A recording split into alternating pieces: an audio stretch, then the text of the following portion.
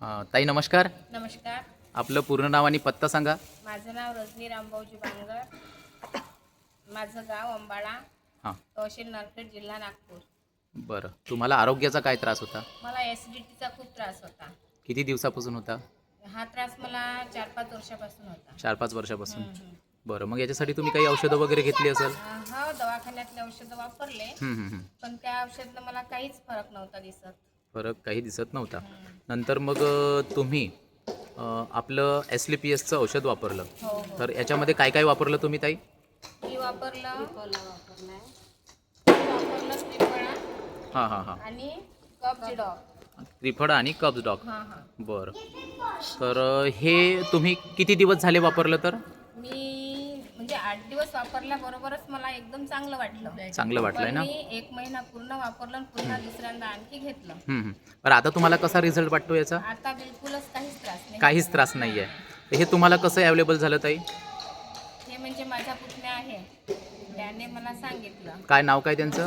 Rahul Bangar. Rahul Bangar sir हां, हां. आणि सुमित्रा ताई आणि सुमित्रा यांच्यातर्फे तुम्हाला मिळालं ते? मिळालं. बरं बरं. मग आता मला सांगा, समाजामध्ये असे काही पेशंट आहे ज्यांना आरोग्याची समस्या असते, ॲसिडिटीचा त्रास असते, त्यांना तुम्ही काय सांगाल? मला असं वाटतं की ज्यांना ॲसिडिटीचा त्रास आहे त्यांनी हे घ्यायलाच पाहिजे. त्यांनी हे घ्यायला पाहिजे. हो, हो. आणि आपले जे SLPSचे जे CMD आहे डॉक्टर संजीव कुमार सर, यांच्यासाठी काय म्हणणं आहे तुमचं? त्यांनी हे लोकांसाठी खूप चांगलं प्रोडक्ट तयार केलेलं आहे हं. आणि याचा उपयोग सर्वांनी घेतलाच पाहिजे. बरं. तर तुम्ही आता हे औषध सप्लिमेंट घेतलं आणि इतर काही पेशंटला काही सुचवलं का SLPSचा वापरा म्हणून तुम्हाला हो, रिझल्ट हो, आल्यावर? हो, कोणकोणत्या बिमारीसाठी तुम्ही औषध सुचवलेलं आहे? मी ॲसिडिटीसाठी औषध दिलं हं, हं. आणि काही शेतीचं दिलं हं, हं. आणि सिक्कल सेलचं दिलं.